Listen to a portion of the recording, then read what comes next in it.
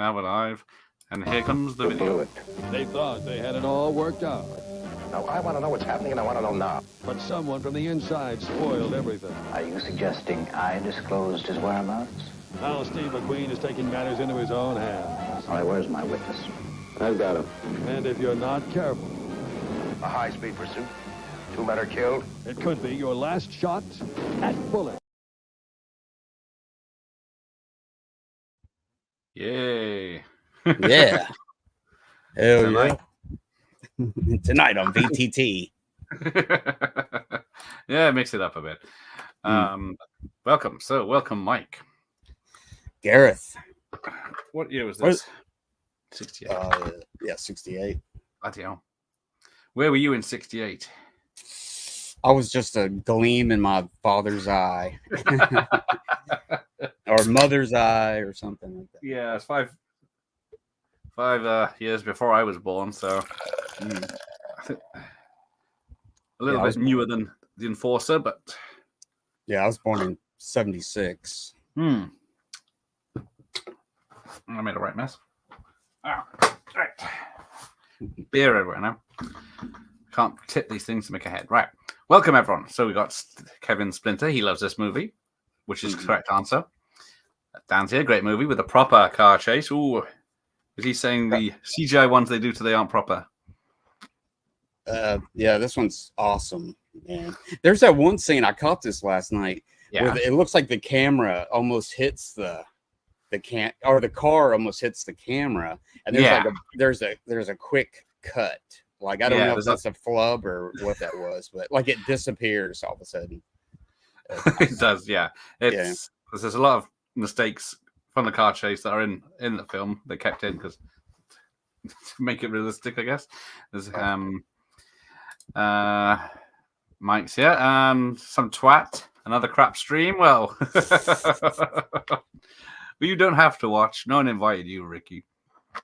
Yeah, I'm sure someone else is doing something. Yes, we're watching 1968's Bullitt because this is the Maverick director. I don't know if PTH would be considered a Maverick director, would he? I don't know. He did a few good ones in the 70s for sure. Yeah. Because he did Krull in the 80s. Oh yeah, he did Fantasy Adventure. Yeah. Yeah, he did some cool robbery movies. There's one called Robbery, isn't there? Yeah, there's one called Robbery, and then there's one with what's his name? What's it called? Can't think of it. But then there's that one with Jacqueline Bisset, where they find that treasure. The Deep. The Deep, yeah. I think he did that one. Yeah, he did that. Yeah, because Jacqueline Bisset is in this, but barely. Yeah. But he is known for Krull, Bullitt, The Dresser, Breaking Away. What do I know him from? Oh, An Innocent Man with Tom Selleck in '89. Suspect with Cher and Dennis Quaid. The Deep, as we said. Mother, Jugs, and Speed sounds interesting. Oh yeah, that's got what's her face in it? Raquel Welch. Ah, so yeah, sorry. I was going to say it. I think it's 72 is that movie I can't think of. Like 72, 73. I can remember the year, but not the name. The Hot Rock or the Friends of Eddie Coyle. Oh, the Hot Rock. I was thinking of it. Yeah, he did Eddie Coyle too. That's a good one. I guess he is a Maverick director. Then he's done some good ones. That's some nice ones because I've got a little in my VHS, which is PTA's bit of information about him. And soundtrack albums available. Some good ones. Bullitt, because it's is it Lalo Schifrin? Oh yeah. I like his score. It's good. Yeah. Early one. Right. I'm gonna start playing this because it's a long film. Nearly 2 hours. Right. So let's see where we're going. Just got the 15 certificate. A bit violent, but not too much. See, Mike was born in 1976. So what about the other Mike? None of your business. You never ask a gentleman when he was born. Right. Eventually we'll get to the film. Yeah, I was gonna start mine when I see that. Has it got the old Warner logo? Oh no, it's just straight into the film. Yeah, it just starts. That is odd. But yes, Gregor's here. Evening, Gregor. Jeff's here. Evening, Jeff. Hey, Jeff. Hey, Dan. Saw Dan come in a minute ago. Yeah, Dan was here 25 minutes ago. Whether he's still here. Andy's here. Welcome, Andy. And Dr. Impossible. Yes, this is my favorite throwback gang heist called The Friends of Eddie Coyle with Robert Mitchum. Yeah, I need to catch up with some of these. Yeah. Because it was the London set thriller, what's it called? I said Robbery, which is what got him this gig, which got Steve McQueen to hire him for this. And then we get this very 60s intro. Oh, yeah, yeah. Hi. You still here? Hey, Dan. Fine. I wasn't paying attention. Oh, did you ask me? Yeah. What year? 76. Oh, yeah. Yeah. Okay. Yeah. Hey, Jim. Jim's here. Hey, Jim. How are you? No worries about myself. I haven't seen Saltburn, but I know about it. So no worries. Yeah, this has got George Stanford Brown in it as the Doctor. Now, the only thing I know about him is the Police Squad files, the Files from Police Squad. He's in the opening titles as one of the guest stars. It's nice. Something bad happens to him. Yeah, I don't remember that. He was around a lot in the 70s. Yeah. Probably did a lot of TV or something like that. Yeah. Now, a lot of people, especially, was it Robert Vaughn, didn't want to do this. He read the script and said he doesn't understand it and he doesn't know what's going on. Yeah, he's pretty oily, man. He's a slicky snake. Yeah, I keep thinking, is he the bad guy in this all the way through? Which I guess you're supposed to. Because what is happening here? The organization, which is the mob, are coming to get this guy. And he's setting off smoke bombs and everything in this building and escaping out the back. Yeah. Oh, yeah. There was a Vic Tayback from that show Alice from the 80s. Okay. He played Mel, the cook in the back. That's a little brief appearance by him right there. Right. 1968. Bloody hell. Here we go. Music by Lalo Schifrin. So it's in San Francisco. It's got music by Lalo Schifrin, and it's got a rogue cop doing what's right. So it's Dirty Harry. Yeah. He's got his own rule book. Yeah, it's him. It's based on the book Mute Witness, but apparently the character in the book is nothing like Steve McQueen. Yeah.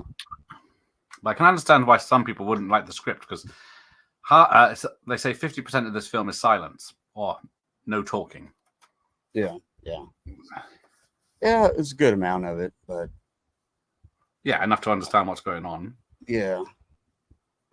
I mean, it gets kind of you do have to watch certain parts of it to really, continue with it. But it kind of floats off sometimes where it's, not in a bad way, but what I mean, like if you come in and 20 minutes in, you go like, what's going on here? Hey, it's the voice, yeah. Evening all. What's P8's best film? Correct answers only. Well, by the sound of it, he hasn't done a bad one, because even I like Krull and even his 80s and 90s stuff, which was what's the last thing he did? He did a TV movie in 2004. I haven't seen some of his, but yeah, Innocent Man in 89 is one and Suspect are both good movies, great thrillers. And then we got the lovely 60s San Francisco here. Yeah, I would probably say Bullitt's my favorite of his. Yeah, this is one I caught late night TV and fell in love with. Yeah, that's awesome. But as I say, my VHS widescreen copy seems to be more widescreen than the Blu-ray copy. Huh. Well, I don't know whether this is my settings on. Alphabet Cat's here, welcome. Yeah. Wondered how close he was to me. Yeah, Peter Yates' best film. There you go. It's this one. Mhm. But yeah, it's not like he doesn't have quite a few good ones. He's Jeff. George Stanford Brown was in Roots. There you go. I have never seen Roots. Oh man, I've seen that a long time ago. Yeah, I would like to rewatch it. Because isn't there like Roots and then there's Roots, the Next Generation and stuff like that? I think they did some follow-up stuff. But then the original book that Roots was based on was turned out to be lies or something, or just made up when they said the author said it was a true story or something. I don't know. That's all I remember from it. Yeah. Everyone loves a green Ford Mustang Fastback. Yes, I'd have one if you wanted to send me one. Oh yeah, definitely.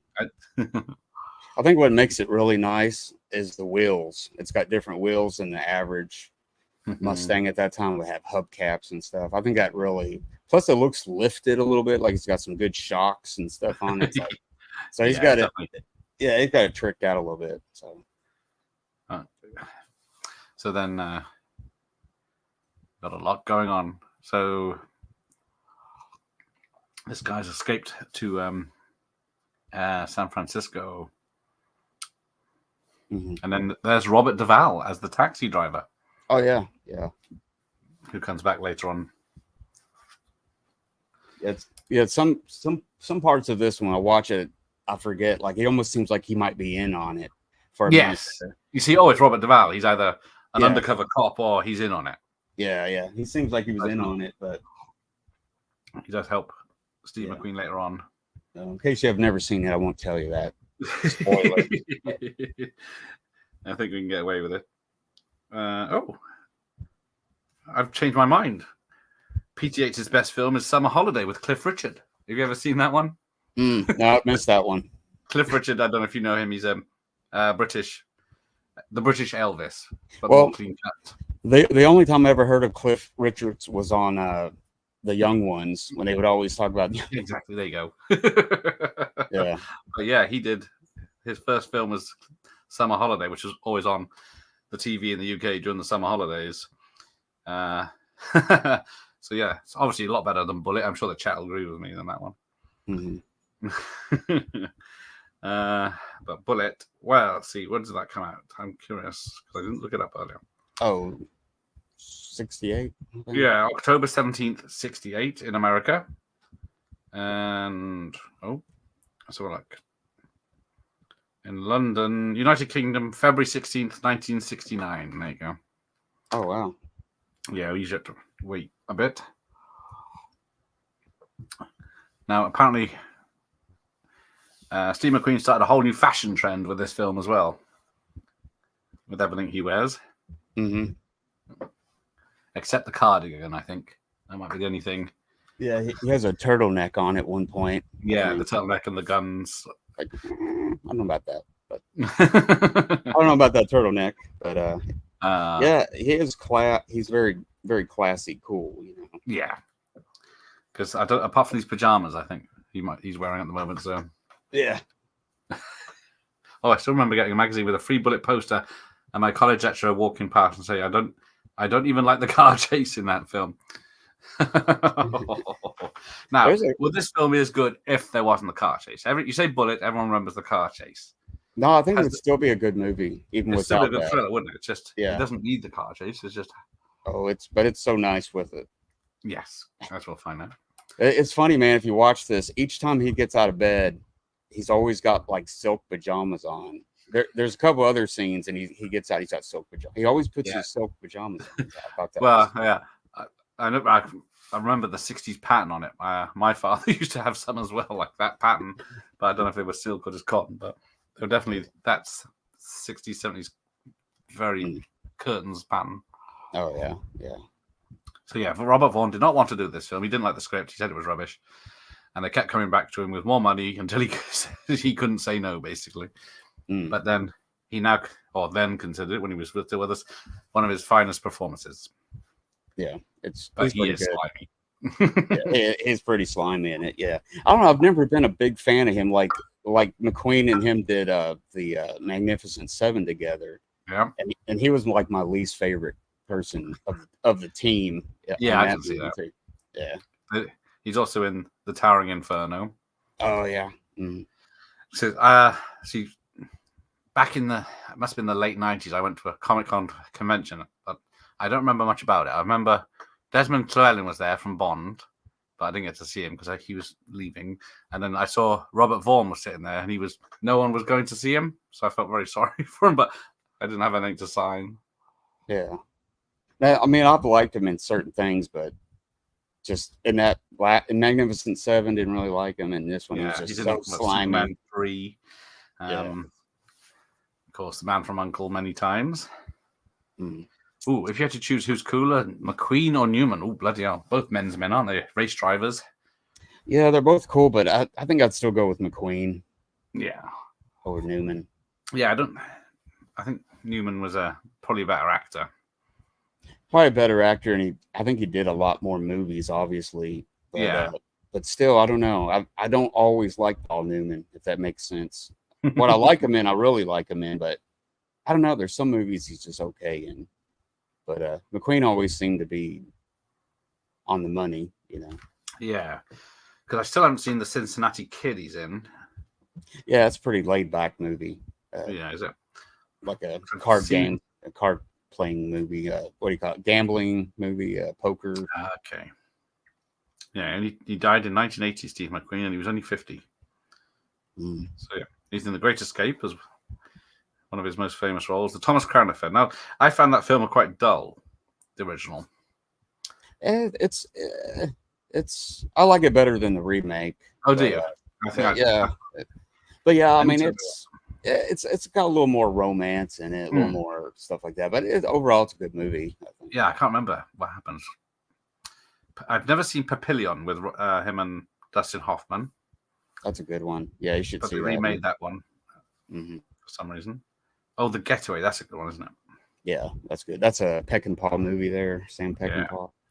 Oh, yeah. The Hunter. I remember that one. The last one he did when he's sitting on the top of the train. But yeah, he actually didn't do that many films. The Le Mans. I guess The Blob is famous for that as well. Yeah, that kind of launched him. And then the TV show Wanted Dead or Alive. But he did a lot of stuff before The Blob. But yeah, apparently people thought it was funny he was playing a cop in this because he was in the trouble with the law so much when he was younger. Yeah. He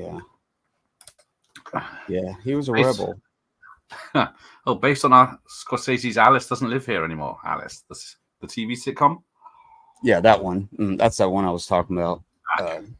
Vic Tayback was the actor that played Mel. Yeah, Mel the cook.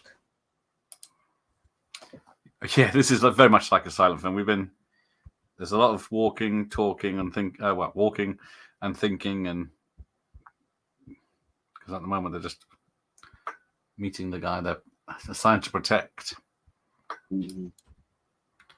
McQueen, but Eastwood is cooler than all for me. Yeah, it's hard to. I think he has. I don't know, man. They were just actors like that. We don't have anybody on that level. That's why they're struggling to cast the Bond role because there's just no one that's even close to any of these McQueen or even Newman or Clint, Connery or anyone they're just of this era. Different batch of guys and women's and people back in the day. I think they had a lot more training. Maybe a lot of them came from the stage, and I guess maybe some of them because they were in the army and the World War II and everything military everyone. Yeah, so they had a lot of like they had a lot of real world experience, to kind of bring to their roles and stuff. So, oh yes, Bullitt was my favorite car chase till I saw To Live and Die in LA. Yeah. Oh yeah, that's a great one in that. Yeah, because I think is it Bill Hickman is the stunt driver in here, plays one of the hitmen. He drives the Dodge Charger because he's a real stuntman, so he gets to drive it for real. Because McQueen does some of the driving. When you see McQueen either in the mirror or driving in the side of the car, then that's real. But then a lot of the other stuff is a stuntman. Yeah, he loved to race. So they probably wouldn't let him do all those stunts, Well, no, because his girlfriend or wife at the time was worried about all the stunts he was doing and told the director, and then the director was using a stuntman the next day, and then Newman. What's his name? McQueen turns up, and he was very annoyed that he wasn't being involved in the race. Yeah, to live and die in L.A. Same director that did French Connection, and that has a really good car chase. Yeah, that has Bill Hickman doing that chase as well. So he's in one of the cars in that one. Yeah, but that chase. I mean, I watched it again last night, and it's just wow. You just couldn't believe, without CGI. It's just man. Yeah, they could just put the car here and then there now, and then just flying around curves and because it's back in when was it late 60s, San Francisco wasn't very kind to letting movies film there, and then it started. They decided to make it a big difference, and this is one of the first films to get to film all around, and they closed hospital wings and all sorts so this film could be made.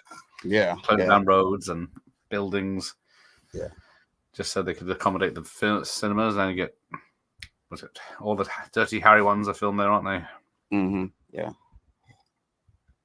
The only thing they weren't allowed to was the chase wasn't allowed to go over the Golden Gate Bridge. Yeah, exactly. This film uses narrative of film very well, rather than sitting here and explaining it all to you like they would now. And then there's Jacqueline Bisset, because she's in the deep, isn't she? Like you said. Yeah. But she's barely in this film, and she's pretty much the only main female character, isn't she? Yeah, pretty much. There's a couple of dead women, I think.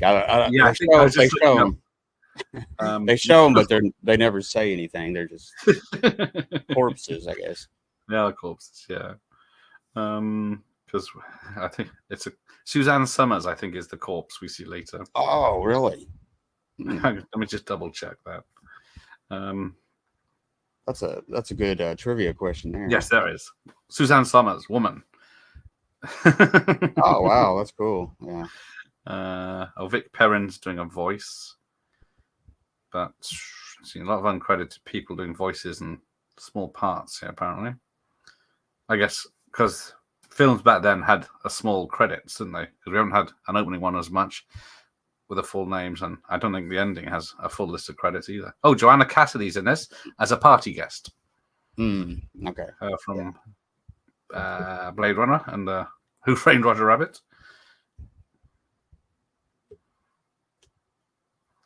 But so that's now Suzanne Summers. I was just looking up.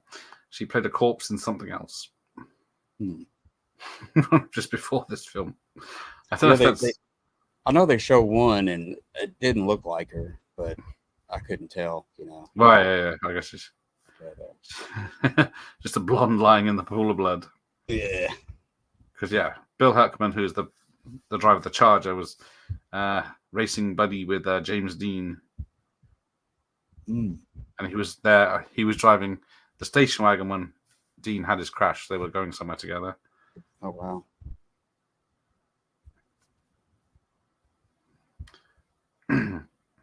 Yeah, there's this crazy flute solo, or not a flute. Is it Ron Burgundy?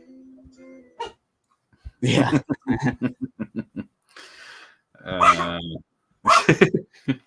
Hey, who's that? The opening to Bullitt is still way ahead of anything produced these days. Stylish and remarkably durable. Yes, exactly. Except, if they could get a script from 1968, say, of a cop thriller, and just made it based on that script, do you think it would be a hit? Making no filters for the modern audience. Probably. Yeah. I mean, they probably could, and it may not seem like a lot of movies that's already been made like this, because when this came out, it really influenced a lot of action movies and stuff like that. So yes, it may not look the same nowadays, like even if they could do it as good, but I don't know. There we go. There's the it's upsetting the dog. Oh, I just missed it. McQueen's in bed. Is he in his jammies? His pajamas? Eastwood good. will always be my favorite actor. Yeah, Eastwood's so versatile, isn't he? Oh yeah. Actor, director, producer. I don't know if did he write anything. I can't. Well, no, I don't think so. I've never seen him credited as a writer or anything. Mm-hmm. Just stuck to directing and producing, I guess, and starring in. Well, he has sung in some movies. I mean, apart from Paint Your Wagon, I watched Honky Tonk Man the other day, and he does a lot of his own singing and stuff in it. Yeah, it's not bad, you know. Got to get that Jeff to watch the Paint Your Wagon. Yeah, kind of feel car chases have gone beyond believability with Bourne and Fast and Furious. Yeah, well, the first Bourne film has although it's the rapid cutting, it does work in the sequel to Bourne, but that was a real car doing real stunts in the first Bourne film. Yeah, because he was all over the shop. But yeah, when you get to the Fast and Furious level where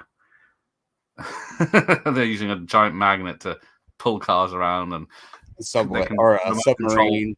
Yeah, they can remote control every car in a city and make it attack someone. And you know, well, they did they go into space yet? They haven't gone. Yeah, they have a car in space. In the one. Yeah, that's right. Okay. Yeah. That's when people checked out. Yeah, it just that one didn't do well. And then it's been 2 or 3 years since Fast 10, and that's a part 1. So they did mention, I think, last month about following up, but obviously didn't do as well to rush one out. That spinoff they did with The Rock and Jason Statham. Ah, yes, Hobbs and Shaw. That wasn't too bad. That wasn't too bad. Yeah, I think it was too long. I don't think we needed the whole. Yeah, on the island they went to, but because that was like an extra half hour of a 2.5 hour film. But yeah, I think they played well with each other. They were good. If they made it a bit more like something. It's not PG, so they could have some fun together. Oh yeah. Because they had to mute all the bad words, all the potty words. I can't find this thing for again. Right, yeah. You can't trust a car chase anymore, even if it looks real, because I think we take them for granted now, kind of, sort of. Well, cop shot, kicked in the teeth. There's some I always get confused. Gory scenes. Because this is one because it's Bonnie and Clyde used squibs, but this is the first film to use blood bags and squibs. Yeah. So you see blood's pouring out. So it was quite violent for its time. Mm-hmm. Yeah. And then there's a part, one of the car wrecks. I couldn't believe it, but you actually see the bodies burning. They're dummies, but I thought, well, man, for 1968, that's pretty cool, I guess. And then Steve McQueen says bullshit at one place. And even though it's not the first film to say it, I think there was another film that year that said it. It's credited as one of the biggest high-profile films. Just use the word first. Yeah. Because, this always confuses me because I sometimes don't pay attention. But who is the guy that just got shot? Oh, that's the guy that they're supposed to be protecting, watching and everything. And then it's weird. He comes over there and he unlocks the door. Yeah. To let those guys in. Yeah, and he wasn't supposed to. That was never really clear to me. I may have missed that. I can't work it out why he unlocked it and who he is because they find out they go after the guy at the end that's on the airplane. Yeah. I think it was his brother was the other guy. It's something like that, isn't it? Yeah. It's not. Who was the guy at the very beginning with the smoke and everything? It was this guy that was shot now, wasn't it? Yeah. Or was it the guy that's in the plane? It was. Yeah, it's the guy. The first one. I think the brother may be the one on the plane towards the end. Yeah, I think they might be twins or something because they look very alike.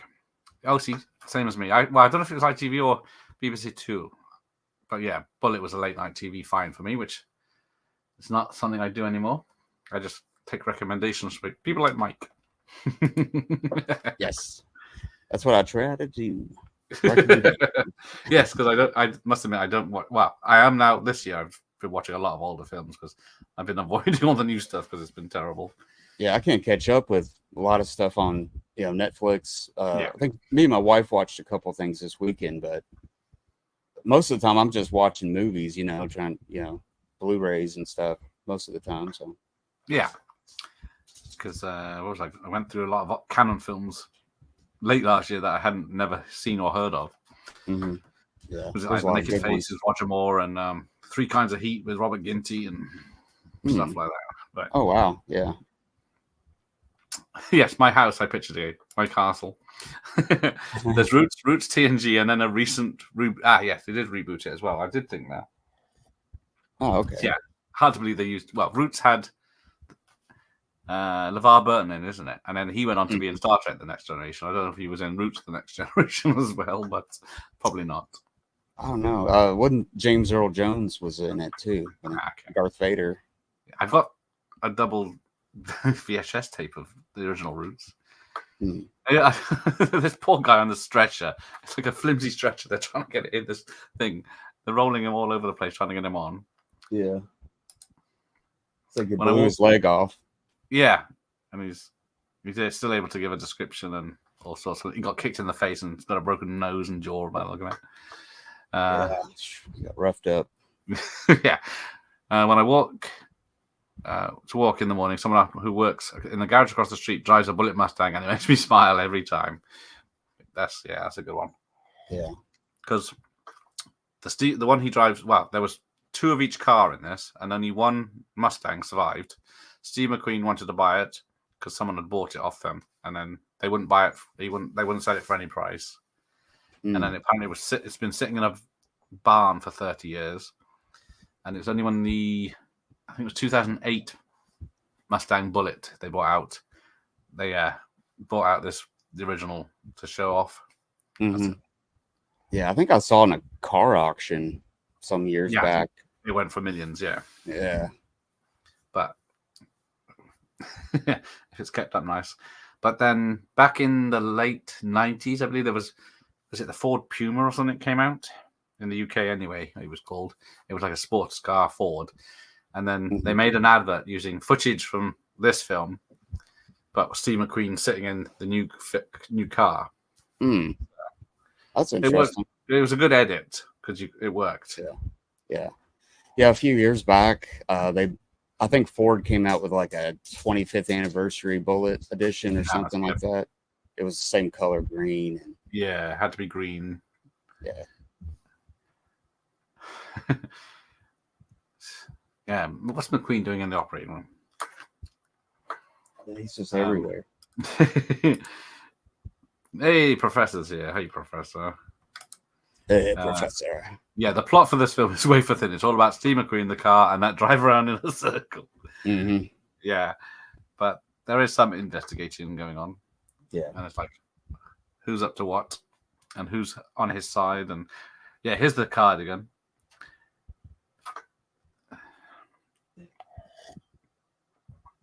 It's not until later he gets the cool. Yeah, McQueen is cooler than Newman. There you go. Hustle, the BBC's TV series. Yes, that's it. There was a long-running BBC series early 20 years ago with Hustle with Robert Vaughan as the American. It's mostly British cast, but he was an American. It was strange seeing him in that. Yeah, it's odd to see him in this country. Yeah. Just ask someone who's cooler, Ken Marshall or Steve McQueen. Ken Marshall was from the Krull film. So it's obviously him. Yeah, that's right.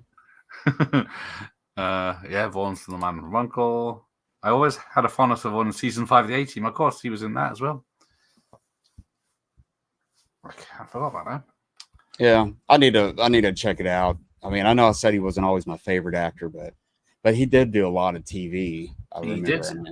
Yeah, growing up, he was always on something like the A-Team. Yeah, he always popped up in one of the 80s shows, didn't he? Even if it's just a one episode. Bourne played the same character in Magnificent Seven and Battle Beyond the Stars. That is true. Space Cowboy. He played the government handler who helped the A-Team. That's him. Robert Vaughn, I seem to remember in every 80s American TV show at some point. Yeah, he was always a guest star. Always, yeah. Can anybody here, without checking, name the Magnificent Seven actors? Mike can. Let's see. I think I can do most of them. We got Charles Bronson, Steve McQueen, Yul Brynner, the German guy. His name was Horst something. Robert Vaughn, Charles Coburn. What's number 7? Gosh, I knew I was going to draw a blank on one. Which one? It's probably very.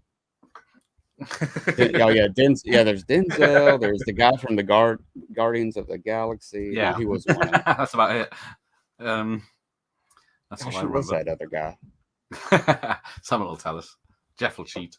Towering Inferno is an epic. Yeah, that is an epic film. It's a very long film, but it's star-studded and quite exciting. So yeah, that's right.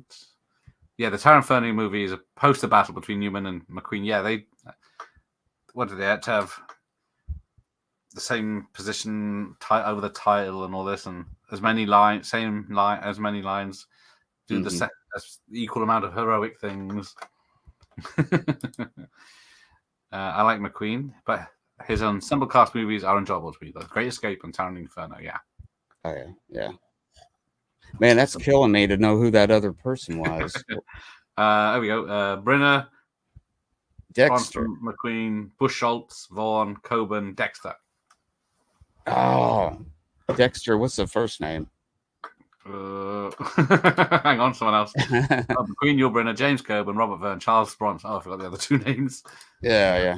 That's it. I'm sure. Yeah, that's another good trivia question there. Yeah. The film was based on was good by Robert L. Fish. This is a well-edited film, though it does have a realistic portrayal of crime. Yeah, they said this is like a procedural, and that if it was made today, it'd probably just be a TV episode. Because it is. It's based on the same cop that did investigate the Zodiac killings, which is a Koshi, who was also one of the bases, I guess, for similar to Dirty Harry, because he investigated the Scorpio killers, technically. That's right. And then I think it's in the film Zodiac. I can't remember who the actor is he plays Hulk in the new Marvel films, but he was playing the character Koshi, whatever his name is, and then he walks out Dirty Harry because it's a piss take of what he was up to. Was it Edward Norton? No, it wasn't Ed Norton. The other one, like, the other Michael, no, because he hates him. Yeah, I can picture his face. I can't think of his name. Yeah, I'm trying to think. He used to be a respected actor. So he went Hulk. Okay, Brad Dexter. I think Collateral and stuff like that. Yeah, they've been in the army and been in battles, World War II and Korea. So yeah, a lot of these actors were serving in the military. So here's a good shot because Vaughn's coming up to the door. He opens the door to the hospital, and then the camera goes round and catches him on the other side. But there doesn't seem to be a cut or something. So either there's 2 doors maybe to the entrance to the hospital, or some jiggery pokery camera trick. I think so. Yeah. There is some cool camera stuff like that car chase, and there's some stuff I had to play back. I was watching it and it was like, yeah, because it's not like they have the lightweight cameras there now. Yeah, I think it was one of the first times they were using doing like some handheld stuff, and like I think it said in the Wikipedia it was like a newer lightweight camera, Aeroflex something. Yeah, because they always keep just saying they bring out these cameras, and you see it's like this big on the side of the car. Yeah, it's the size of a Volkswagen or something. Yeah. Anyone remember the advert for? Oh, there it is, the Ford Puma with the CGI McQueen in there. There it is. If I'd kept up with the chat, so yeah, I remember that. I was going to play that advert today, but it got copy. It would get copyrighted because of the music. Blues Brothers has a great car chase too. That's a very good real one as well. Yeah. And you know for sure, Jeff. Didn't See, I McQueen don't play even- that? Oh God, I was going to say I don't even remember the Brad Dexter guy at all. That's pretty bad. I've seen that movie 1,000 times. Is that forgettable? I guess I don't know. It must be. Overheating brakes when he'd finished the chase for this film, but I bet he did. Oh yeah. Turned him into Swiss cheese. I've had brakes on fire once, but not because I was doing anything fancy or fast. Just shitty brake pads. Yeah. That's it. Thank you, Jim. Jim's always here to help you. Okay. She gets shot in the pool. I think she's topless. Yeah, It's Chrissy. another film I saw, late night TV. Mm-hmm. Chad McQueen film. Oh, bless him. Yeah. I'm trying to think of anything that isn't martial law. I think my favorite ones are the documentaries when he's talking about his dad. That's the only ones I like. Yeah. No, he did some good stuff. I mean, he's rides dirt bikes and stuff. And he's kind of racing guy and stuff. He too. picked up some of his dad's stuff because he's in the Karate Kid. Oh yeah. A film called Firepower. He hasn't acted since 2001. In a few adult softcore thrillers, Indecent Behavior 2. Oh Lord. But yeah, it looks like apart from Karate Kid, Night Force, episode of V. But yeah, martial law is the only one I think I know. It's either this film or The Great Escape. Yeah. When it comes to westerns, I can always count on you, Carlos, and Dan for correctness. Exactly. Let's say more because of Cynthia Rothrock, not the biggest fan of Chad. Yeah, martial law is the only one I can think of. But yeah, that film needed more Cynthia Rothrock than Chad. And yeah, the only Chad McQueen film I've seen is The Karate Kid. There you go. Yeah. He should have wrote some music for some of his films. That is true. Mm-hmm. I do remember that now. Ah, yeah. So it's showing the front of the hospital. So there's 3 sets of doors. So they must have had the doors open, swing the camera around as they came in. Yeah. And then we get the hitman turn at the hospital. Because someone said in the trivia that the real hitman would have made sure he was dead in the hotel room. They wouldn't be coming to the hospital. Yeah, they did it. See, I thought they got him at first, but they did a pretty sloppy job. Yeah, but I guess when you're taking out police, you got to be in and out as quick as possible. They need to find a hitman somewhere besides what's the online thing? Craigslist. Oh yes. Yeah. But it is true. Yes, Frank Bullitt is the most unrealistic part of this film. His name, because you'd expect something like Death Wish 3 level of violence. Yeah, he had a lot to live up to with that name, so he had to always be a tough guy. Steve McQueen plays the title role of Bullitt, a gritty detective thriller featuring Academy Award-winning editing by Frank P. Keller and the truly realistic direction of Peter Yates. Breaking Away. Oh yeah, he did Breaking Away too. Yeah. McQueen, cool, calm, and convincing as only he can be, is the master at his style, and Frank Bullitt is his masterpiece. Sold. But because the first half of him, he's still wearing this damn cardigan, which isn't as cool as the rest of the stuff he gets to wear later on. Yeah.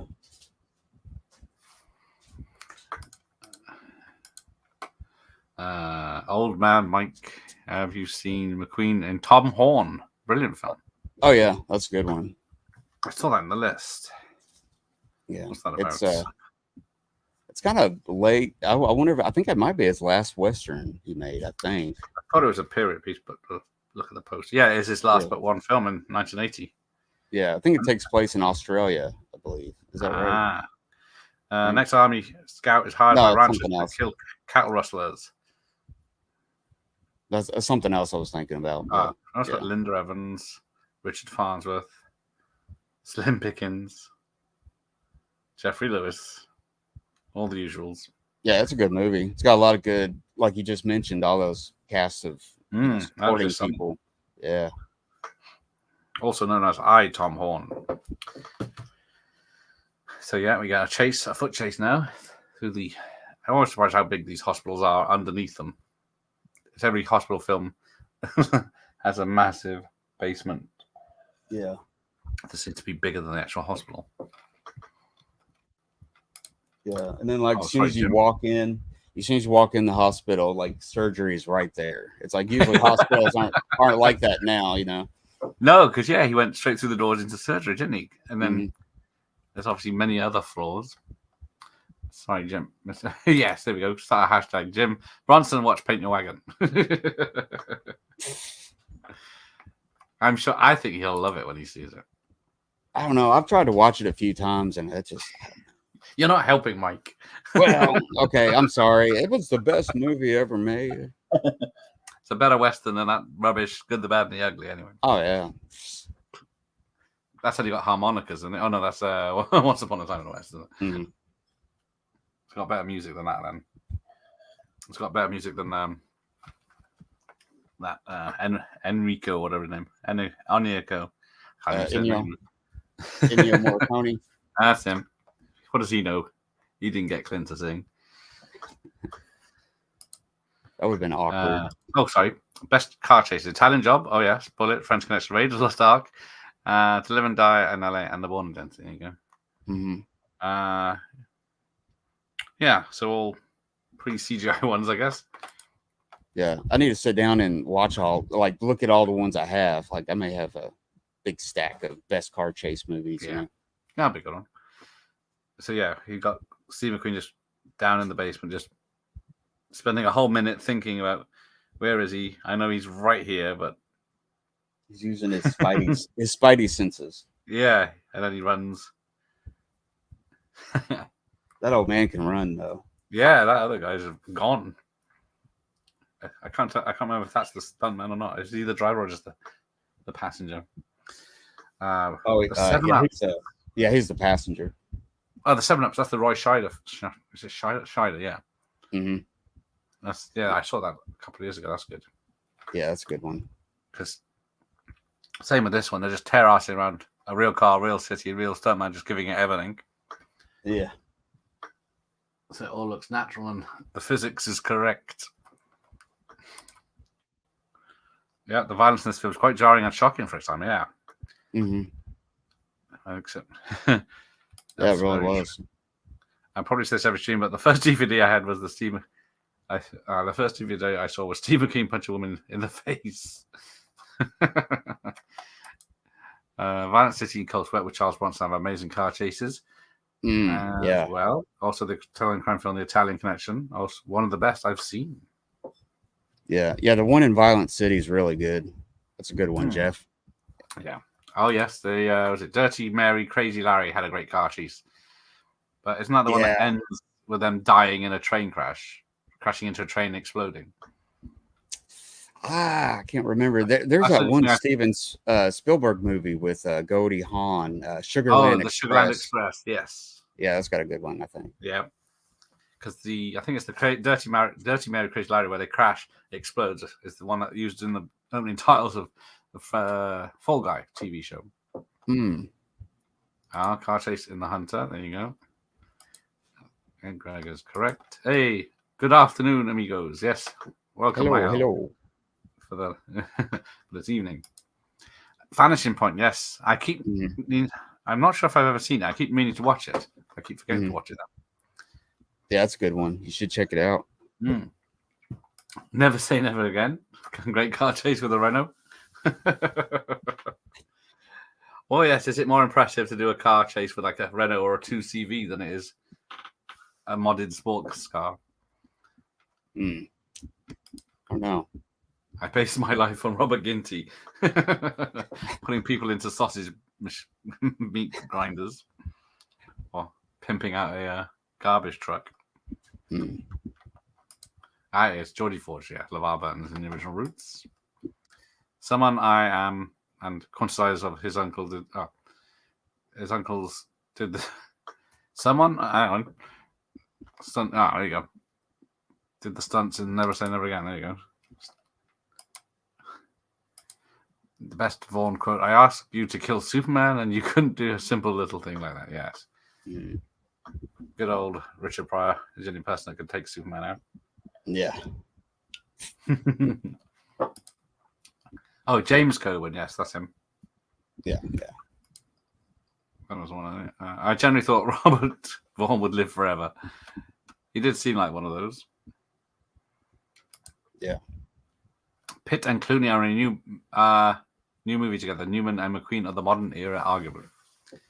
It's always good when they get together. They have good chemistry together. Yeah.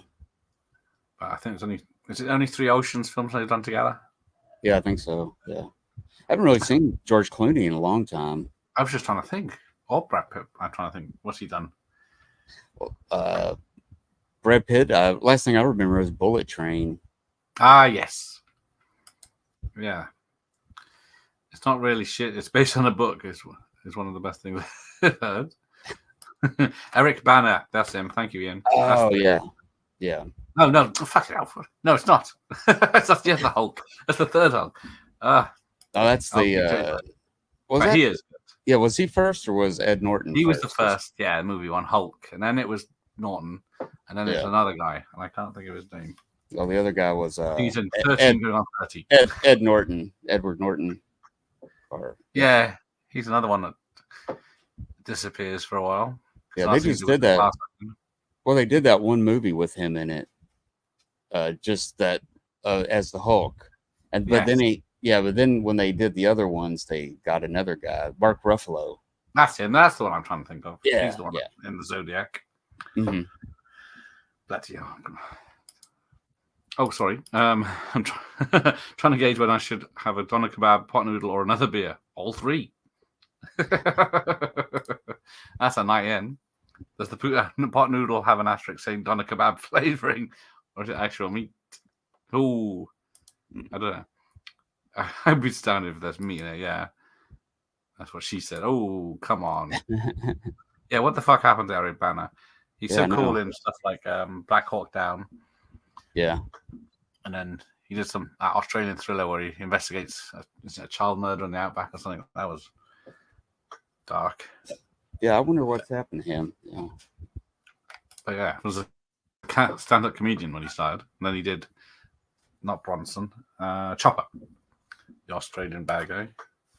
Mm. I think Steve McQueen's just cruising around now in his Mustang. Doing a little parallel parking. Yeah, look how many spins of the steering wheel he has to do for that. No power steering on this thing. Makes it all the more impressive. Yeah. I have to confess, I've never had a doner kebab. I've had plenty of pot noodles, but yeah. I have to say I don't know what a doner kebab. I'm glad to hear that. It's very suspicious alleged meat that's it's a hunk of meat that's put on a spike, and it's quite big. It's like 4 feet tall or something. And okay. And they shave it off. They shave it off. That's the one, and then it goes in a pita bread. So that's a chili sauce. Okay. That's okay. I've had that. Kebab. Yeah. And then it's what people have here after a drunken night out. They go to nightclubs, get drunk, and then have a doner kebab out of a takeaway van on the way home. Yeah. And then get very ill. Look at this shop. Bean sprouts in giant tins. I know. That's a great liquor store. He gets his microwave meals by the handful. Yeah, liquor on one side and poker in the rear, but no. Yeah, with salad and lots of chili sauce. So yeah, but I've never had one. Being called Frank Bullitt reminds me of Jake Bullitt from Red Dwarf. Yeah, it's either a serious tough guy name or is it a piss take name, isn't it? I like the smell of it when the others eat it. Yeah, I think the sauce is probably the only nice bit because whatever alleged meat it's supposed to be. I went to a cab shop the other day and it said Donna meat and chips with homemade chili sauce because. Oh, they said Donna, yeah, before he even opened his mouth. Slim Pickens played a robot once. I can't remember. Is Slim Pickens in Blazing Saddles? Or am I imagining that? Yeah, he's in that. I hope you said it's 2024. I definitely don't define my identity. Let me define my own labels and identity. The usual, please. I remember Vaughan and Jerry Anderson's The Protectors. That sounds familiar. Solid series and TV through by Tony Christie. Avenues and Alleyways. I've probably seen that back in the day, but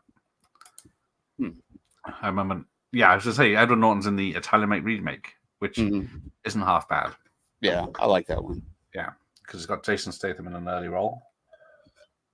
Then they Charlize Theron in that.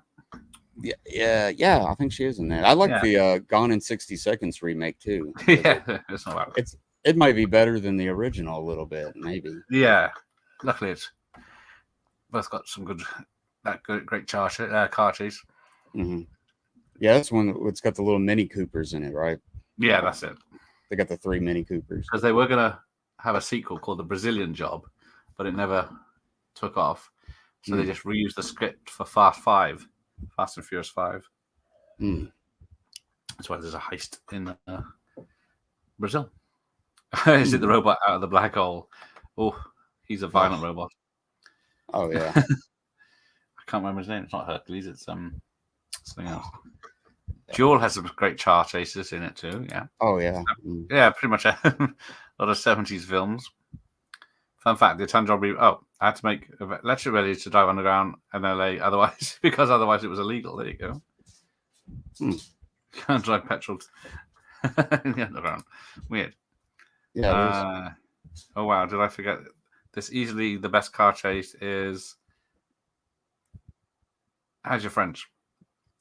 Not too good, but Rendezvous. I got Rendezvous. See le tête on Rendezvous. In English, please. Mark Ruffalo, who got his willy out in the Meg Ryan film, did he? Eric Banner decided to move back to Oz to spend time with his family and to be with his dad and get to his kids. Basically, he quit Hollywood. That's good for him because I was trying to think. In Munich, that's a good film with him in. Mm-hmm.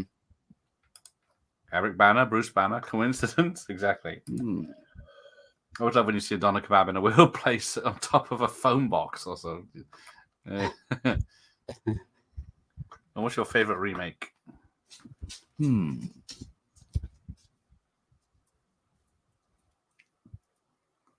Exactly. I don't know. There's probably a few good ones. I don't know which one. Well, yes.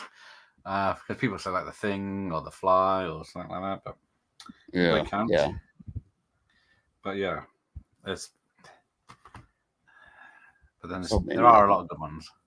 Yeah. Oh, Steve McQueen's in a lovely robe. Yeah, he's got and there's Jacqueline Bisset. See, I don't recognize her. I recognize her when she's older from stuff, not from this. Oh, Cape Fear, that's a good remake. Scarface, Jeff says that. Oh yeah, good one, Jeff. Yeah. Oh, here's the turtleneck, and now we're cool again. But yeah, it's the jacket. I think it's got silver arm patches, wrist, elbow patches, and then I don't know. That turtleneck's not so bad. He has another different colored one. I don't. Yeah, I think it's a dark one, isn't it? Yeah. Or it's like brown or something like that.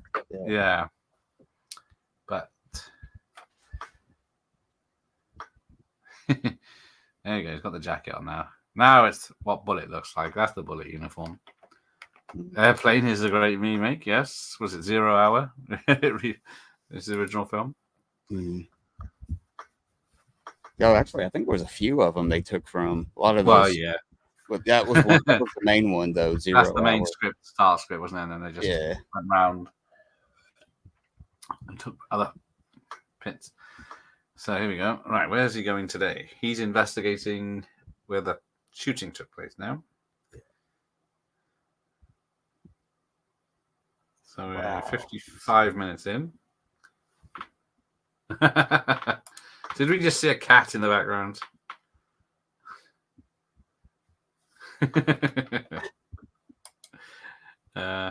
Assault on Precinct 13. That was a good remake. Oh yeah. Okay.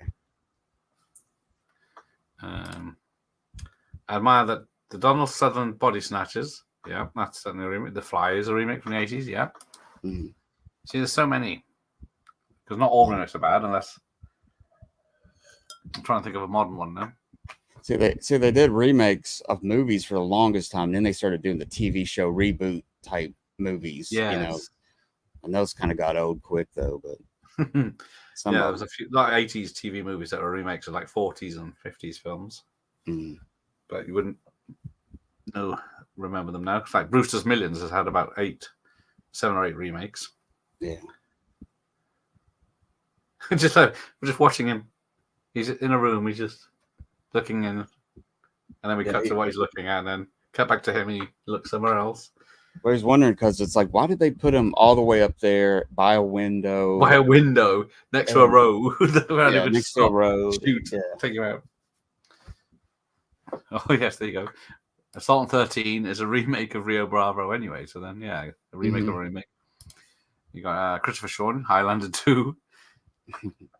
That's something that needs remaking because we're going to see how that franchise goes when they keep trying to remake it. Yeah. Frankenstein is a remake.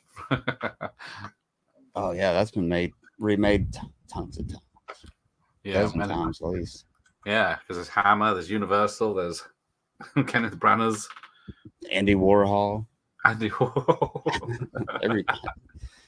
Everyone's had a go at that. Yeah, everybody had a stab at it. He had a square face.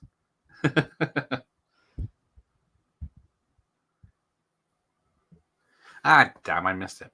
Apparently about the 20-minute mark, McQueen's in a restaurant or something, and a waiter picks up the menu to go away and catches him in the face, and because he just brushes it off like it's nothing, because it's just good, but it wasn't supposed to happen. Oh wow, yeah, I didn't even see that. No, I've never. But there's a lot of stuff because, I remember in The Chase, he comes down the road. The guy turns right off the road, and Steve McQueen carries on, has to brake, reverse, peel back, and then peel off again. And that wasn't supposed to happen. He was just supposed to come around and go up, but he missed it. To compensate. Yeah, there's that one scene I was telling you about where it just looks like it's growing, but it just cuts. It's like this cut. It's weird. Yeah, I guess the rest of the footage was lost when the camera got hit. Yeah, killed the cameraman and everybody. So there you go. Now I'm trying to see his car there. It doesn't even look like it has the Mustang on the front of his car. Mustang symbol, unless it's before that. Everyone loves Evil Dead, but yes, that's a remake. Evil Dead 2, sorry. Halloween 2 is a reinvention of Halloween 1, I guess. Is the stalking things. I'd say remakes are usually better than cinema while maturing as an art film, but once it had reached 70s to 80s, the original films were no longer limited by the medium, so the remakes were pointless. There you go. Very well said. But does Rio Bravo have a little girl getting shot with she's holding the ice cream, not shot with an ice cream. Shot with ice cream. So there's a bit there where McQueen's driving and you can see him in his wing mirror. So they obviously couldn't fake that back in the day. Oh, sorry, he's in the cab. Sorry, but yeah, that's how you know he's driving later. Does Bullitt have that famous windy road? Do they drive down that one? Oh, like the hills, the real, like in San Francisco, that one. Yeah, there's that hill that winds. You have to. I don't think they do that. They do some hill hopping though, like going down. Yeah, I can't remember because that is in like I think Presidio. Did that go down there? I watched a San Francisco film over the last month or so. I can't remember if it's this one or Presidio or one of the many other ones that features. Yeah, the Alfred Hitchcock movie Vertigo was filmed around there. Yeah. I think there might be a scene with that, but that's definitely no. Yeah, it's not a race though. Racing down. It's a crazy fucking street. Mm-hmm. I love how Carpenter called himself John T. Chance for Assault as a tribute.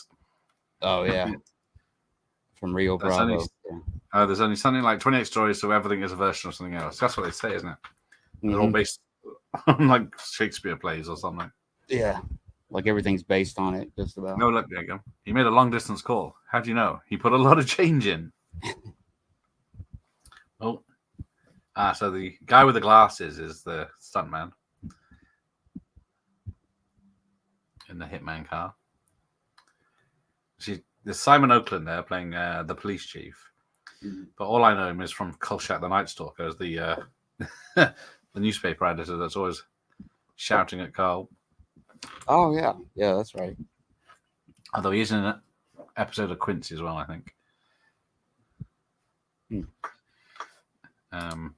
Hey, Professor, I like the Bedazzled remake with Brendan Fraser and oh my freaking god, how hot is she, Elizabeth Hurley? Yeah. Still looking good in a bikini now.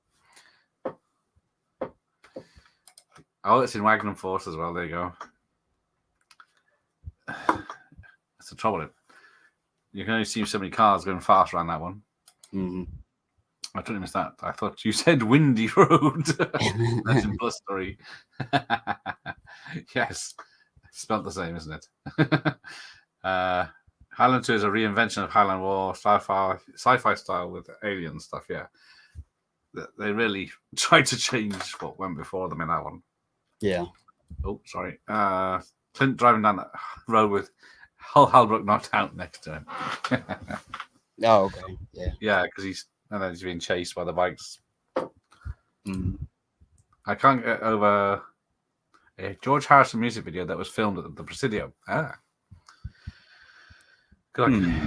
Yeah, Presidio is just an area of San Francisco, as far as I know, isn't it? And then just happens to be a base on that one. Yeah, it's like a military training base. Yeah. Sean's here. Good evening, Sean. Hello, Sean. I love how Alex Cox made one of his first movie deals over a payphone and just had a ton of change with him. That sounds like our Alex. All right. Here we go. That Sunshine Cabs. I'm just watching the 4K Kino 4K, A Fistful of Dollars. Finally got the trilogy on 4K from the States. There you go. I haven't heard anyone complain about that picture being DNR'd. No. They did a better job on the 4Ks. If that film doesn't look grainy, then you're doing something wrong. Mm. Well, the ones before it had like a yellow tint. The color grading was all messed up. Do you think they wonder how no one checks these bloody things? You would think they would. Yeah. Lombard Road, there you go, in San Francisco. There's quite a few stories with Michael Douglas in the streets of San Francisco. Yes, another good cop show. Yeah, that is a good cop show. Carl Marden, I used to watch that. Stuff like Streets of San Francisco, Starsky and Hutch, and then all those films or TV shows were tough, gritty thrillers back in the 70s when they were made, and then now they're on early morning TV over here. The rerun channel, yeah. Elizabeth Hurley is still hot. Yeah, see, I follow her and most days she's just in a bikini. Yeah, she's living it all right, isn't she? His choice indeed. I think she's 60 now. Yeah, she's in her 60s at least. Yeah. One of my favorites. There you go. And I'm off to Instagram. Oh, Jesus. People, so stop mentioning naked ladies on this channel because I lose half my audience by they go off and look them up. Here's a question. Which Leone film is better? The Good, the Bad, the Ugly, or Once Upon a Time in the West? I'll leave it to the Western guys in the audience and Mike to answer that one. Well, that one I flip-flop with that. That's a common answer, isn't it? Yeah, right now, Good, Bad, and the Ugly is it might be my all-time favorite movie, period, also. But yeah, it kind of flip-flops for me anyway. Okay, what about what's it called? Paint Your Wagon or How the West Was Won? How the West Was Won, definitely. Because you finished that film. Yeah. Yeah, I finished that one. Although it is 3 hours, the same as Pennywagon, or if not longer. Yeah. Liz says your son looks spookily like her, which is rather unsettling for a straight man. Is that? If that's the closest you can get to Hurley. Once upon a time in the West for me, but GBW comes down close. Mm-hmm. GGU, I can't read now. Where is Popeye Dial? I'm already upset with the stream. Sorry. When we said the best car chase, people got confused. Mm. So here we go. He's in his tweed jacket, somehow making it cool with a very thick polo neck. See, I think he has a thinner polo neck, ladies, doesn't he? It's dark, like you said. Yeah. Yeah, I thought it was like maroon or something earlier. Yeah. And then that one's blue. A lot of costume changes. Yeah.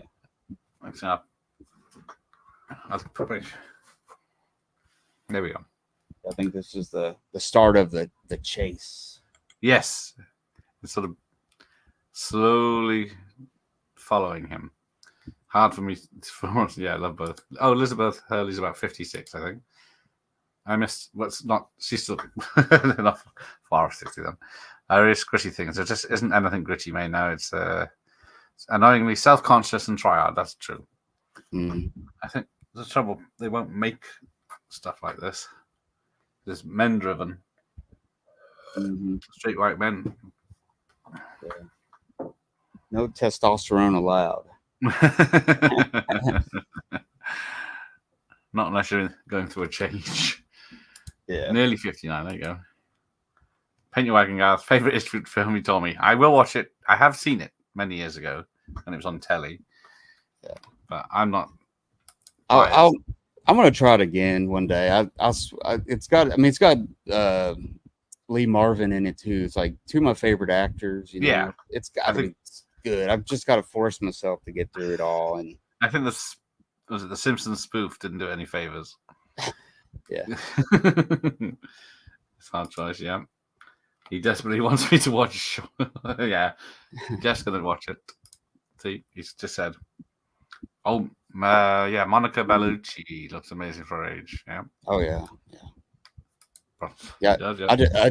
I just saw her in a Brotherhood of the Wolf. She's really pretty good in that. Oh, that's the 90s one, isn't it? Mark Dacascos, or is that another one? 2001 or something like that. It's not what maybe it's. I just don't know what dates films are anymore. She is a MILF, yes. Yes, Liz Hurley and her son have an interesting relationship. I have heard that. Yay, Papa Bow's back. I do have the French connection. I will have to do that another time. Yeah, just don't beat anybody up, Gareth. While you got the hat on. Yeah, gotta be. And you're in Poughkeepsie. So they say, yes. Jennifer Connelly, always be my favorite all-time movie crush. Can't blame me for that one. Mm-hmm. Connelly is awesome. Gareth P.I. with that hat would have him in a noir detective for a hat. There you go. Gotta have it cockeyed. There you go. Yeah, you gotta have it cockeyed. Put me down as a Jennifer Connelly fan, also. Yes. I like when the guy puts his seatbelt on and then Here we go. Yeah, now he puts his seatbelt on and then he peels off. Yeah, he peels off. Now it starts. 108.40 seconds. And then McQueen can't get past, and he's got to really struggle with that steering wheel to get it to do a 90-degree turn. But let's have a. And then, yeah, so was it Lilo Schifrin said there shouldn't be any music during the chase, just let the sound of the cars. That's exactly what they did. Yeah, that's the music. Still probably copyrighted.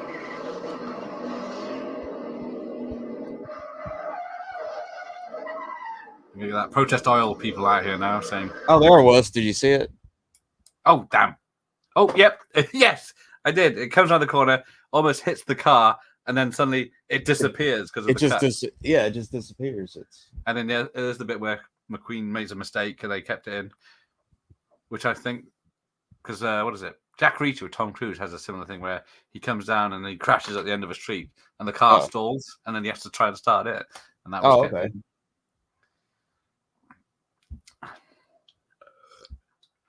So we're off. Was it 8 minutes and something? This car chase. Yeah, I think. It's at least 10 minutes. And long. then, so you got to. Are all these cars? Well, I guess the cars on the side of the street probably are people's cars, and then the only other stunt control cars are the ones on the road. Mm-hmm. Or do you think they just said fuck it? Well, I don't know. They had some other people just driving slowly around there. Yeah, not too many. There's a couple of very long shots where they go around several streets, but Mm-hmm. I just saw a woman in a window looking out. I think, yes, they do go around the same streets a few times. Yeah, there it is. There's a green Volkswagen. There he is. Beetle, who's in the... Someone said he's in about 4 different shots in different roads. There it is again. They just overtook it in the second time. So, yeah. Either they're doing very quick laps or it's some car. Yeah. Right, here we go. Oh, is that Alcatraz I can see in the background? Or foreground. Oh, so yeah, the Dodge Charger loses a few hubcaps in this film. Mm-hmm. See. Yeah, there's Steve McQueen in the wing mirror, so that is him racing. Because I think they tilt the wing mirror when it's not him. Mm-hmm. And then...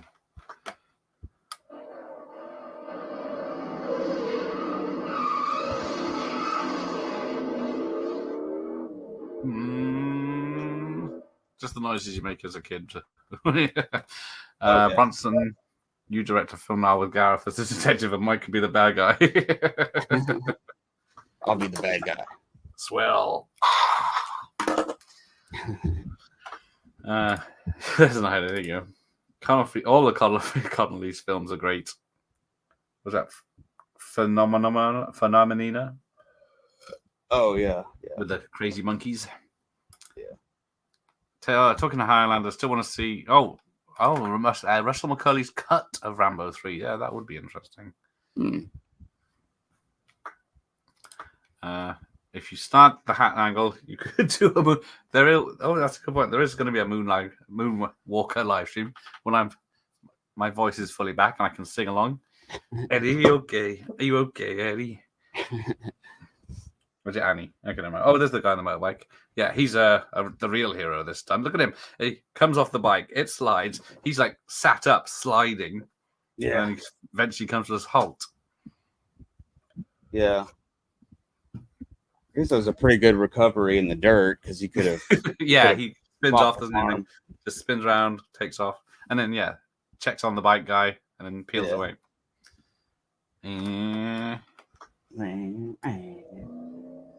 Just that engine.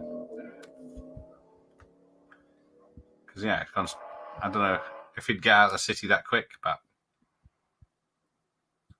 It's hauling ass. he is. He's just catching up very quickly. Because I think the director was aiming to do. Let's go about 70 miles per hour and see. That should be fast enough. And then obviously the stuntmen were doing like 100 miles per hour and just peeling around. Yeah. Oh, Ali Sheedy. Oh, there you go.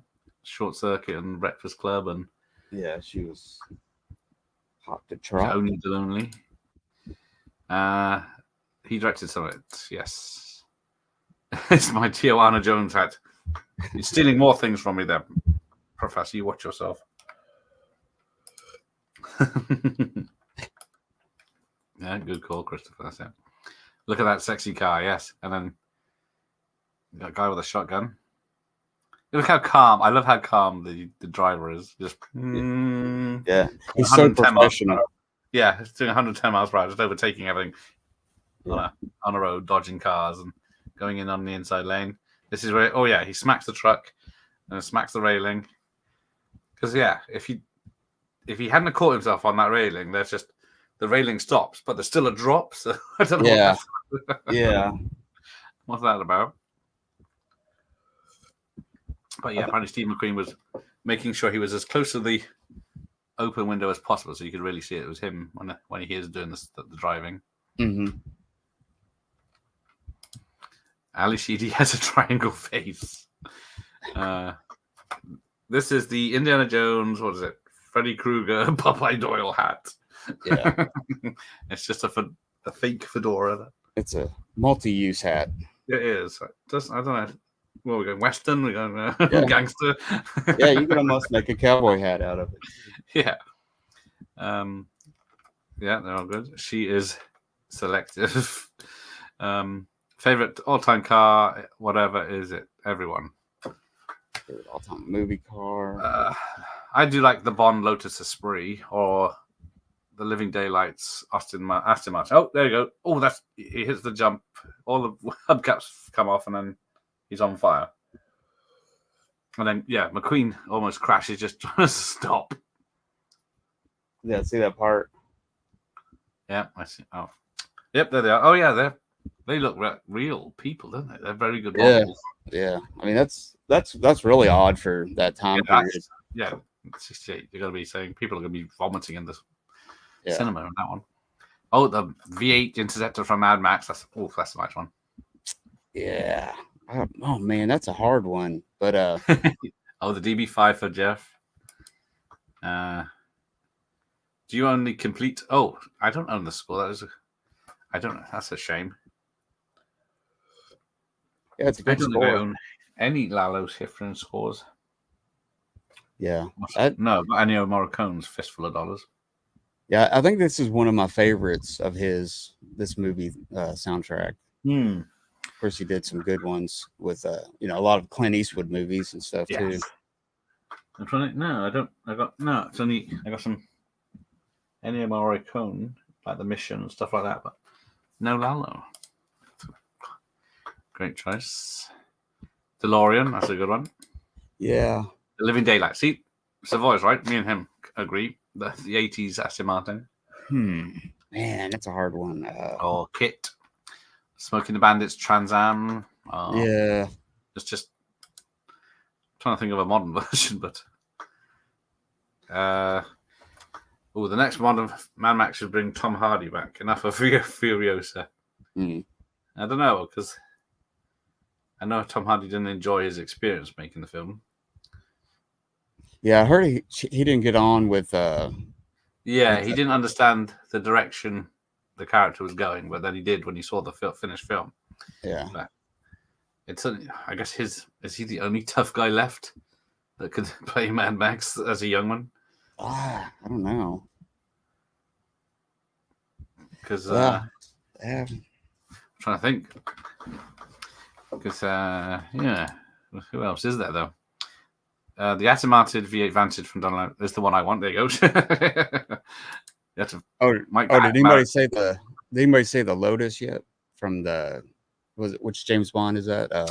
Is it the Spy Love Me? The Lotus, the White Lotus Esprit. Yeah, that's the one or the Living Daylights one. They probably drive like crap, but these days compared to other modern cars. Oh yeah. Yeah, Mike. Yeah, Mike and Mike both like Thomas Crown Affair. I still need to. I only watched it once, so maybe I get into because I know it. I like the remake because he puts the paint back, and there's two heists in that one, isn't there? I can't remember much about the original one. I just see he's romancing. Who's the woman in it? Faye Dunaway. Yes, because she's in the remake as the psychiatrist. Thank you.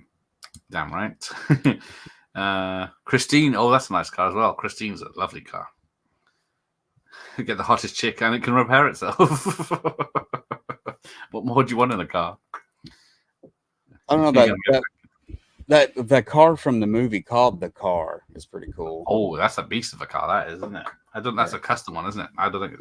Yeah, I think it's custom. Because they made a sequel to that about 10, 15 years ago. Let's check it out. But yeah, I keep forgetting to check it out. I do like the car. Oh, hang on, I must just. You wouldn't say no to a Vantage either. Yeah, that's the trouble. All these cars I wouldn't say no to.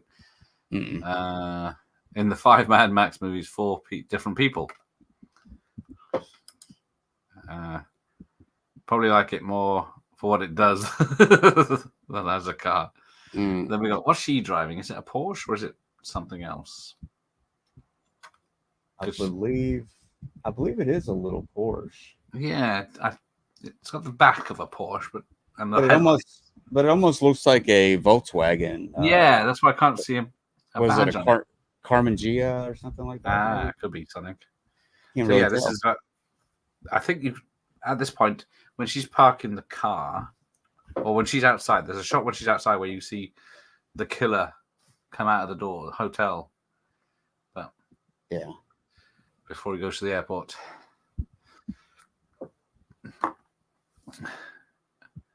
I do like that because he says we can't give out information, and he flips in his badge, but he keeps it behind the barrier so only the desk clerk can see it. Right, because Jacqueline Bissett's had what, 2 parts? One part earlier. She's been about 3 scenes, I think, so far. Yeah, I don't think she's barely done anything yet, and then she just drops him off here. She's just there we go. So she's looking in the mirror. Yeah. Oh yeah, there's the killer. Yeah. He's the one that ends up getting on the plane at the end. Yeah.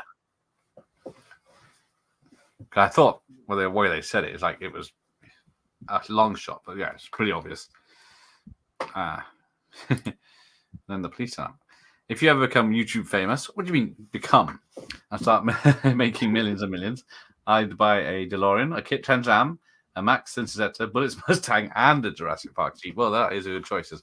Why not? Yeah. Yeah. When I'm at Mr. Beast level and I can. Yeah. Which one do you want, Professor? I'll buy you one. But don't hold me to that, because I won't. It might be a good tax write-off if you have it to could be pay a that. lot of taxes on it. Because my son watches all these crappy channels where they do all these 100 pranks in one day or whatever and bullshit, man. Mm-hmm. One of them, they bought one of the 2 twins or whatever they are, bought the other guy a Lamborghini. They went to the shop and bought him one on camera, but somehow they still use the Lamborghini in all the videos later on. So I don't know if it's actually his or not, or if they just you can borrow it. Yeah, they let him drive it sometimes. Yeah, I wouldn't trust him with it. 3 different people have played Max. Oh yes, because in the new Furiosa, there's a young Max, isn't there? I believe. In Furiosa they had a guy who literally was a copy of Mel in the Road Warrior. The character was called Praetorian Jack or something. That's what I believe. Yes, Mel Gibson will be always Mad Max. Yeah, I think he's still got one more Mad Max movie in him, but I think so. I think if there's any hope left in the world, that will happen. Yeah, just right after he's done Lethal Weapon 5, because Danny Glover is not getting any younger either. Yeah, he's getting pretty old. Gareth Jackson. Gareth Jackson. Ow! Yes, he can't do a high voice, which is tricky when you're doing Michael Jackson. I quite like the Brosnan version of Thomas Crown Affair. Surprisingly good. Yeah, was it? Who's the director of that? I don't know that one. I think I've only seen that once. I can't even remember. Die Hard director. Is it? What's his name? Someone will shout it. I don't know.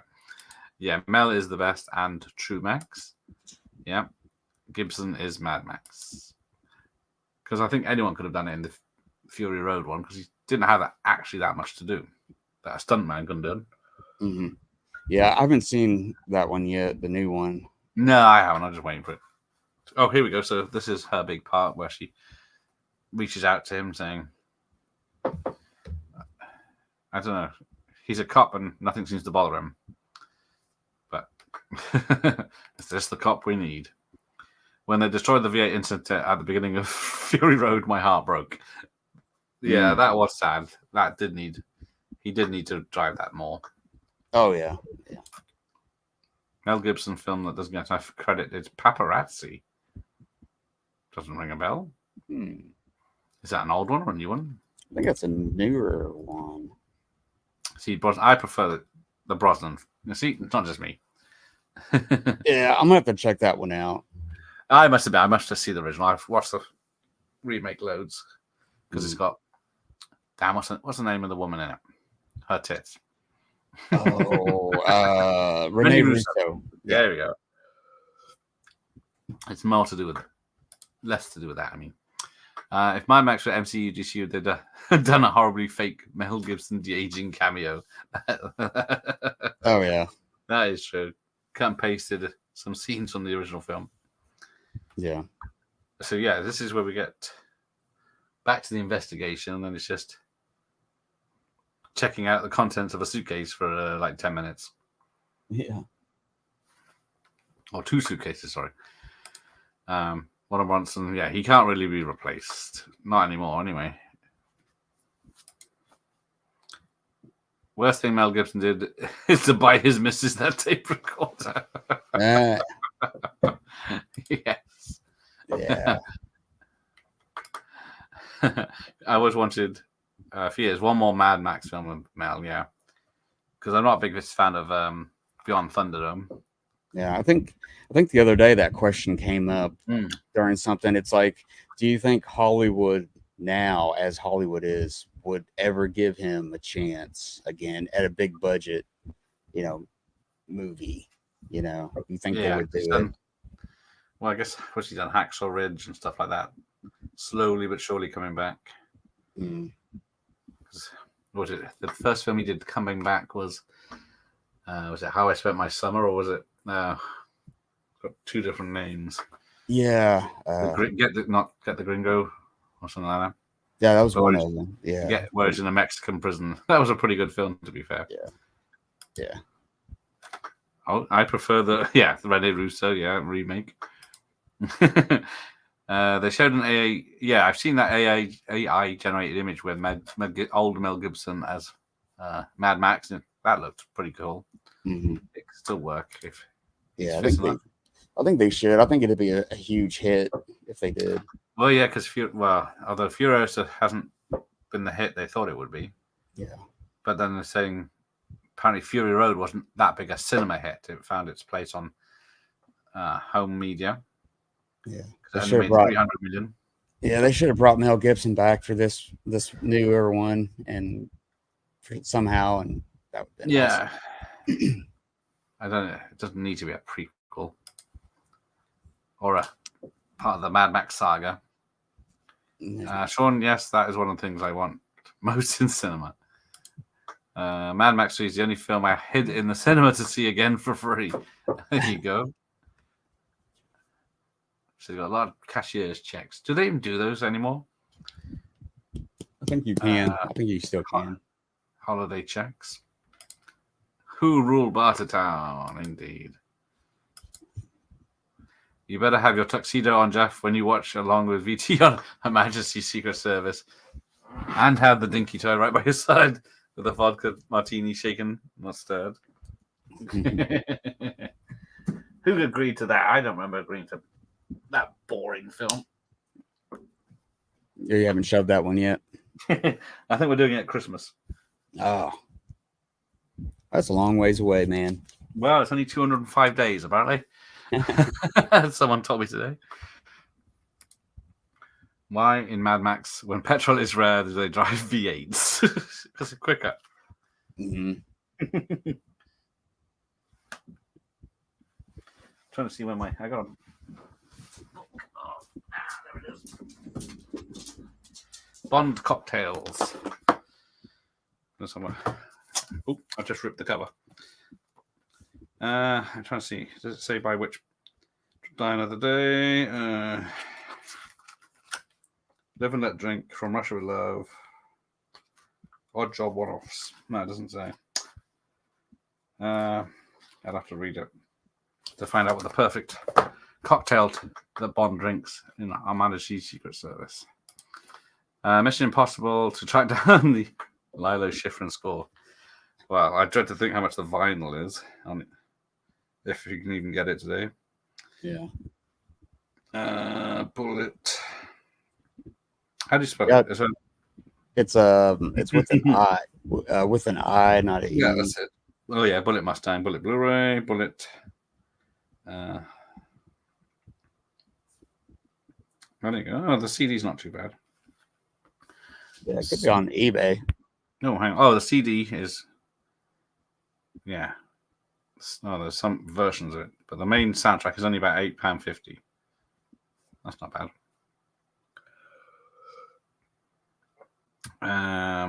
CD. I thought. Yeah, it doesn't seem to be a. It's not too bad. It's quite common. I was going to see if there's a vinyl, but it's getting expensive now, so probably not one. Would you guys say this is McQueen's most popular film? So I think there isn't an ensemble cast. Probably yes. Yeah, I mean it's really popular, but I don't know. I think like The Great Escape. Yeah, no one remembers him. He is the biggest draw of that film, isn't he?